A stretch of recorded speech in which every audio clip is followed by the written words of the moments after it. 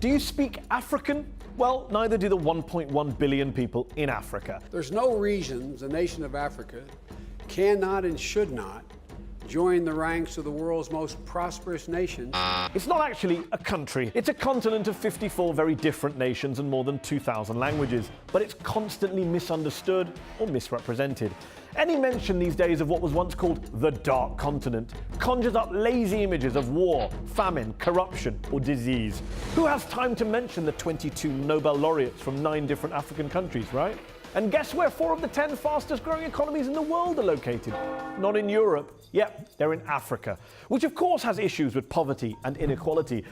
But let's not forget that 1 in 3 Africans is middle class, and the continent is one of the fastest growing markets in the world for mobile phones. And guess which one of these 2 places is in Africa? Wrong.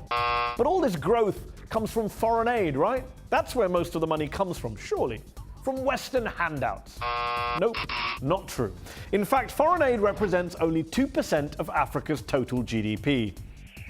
In 2010, Africans living outside of Africa sent more cash back to their families at home than the rest of the entire world provided to the continent in foreign aid.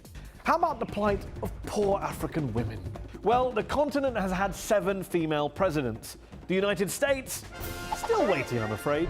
Meanwhile, Rwanda has the highest proportion of female parliamentarians in the world, 64%. Over in the UK Parliament, it's a record 29%.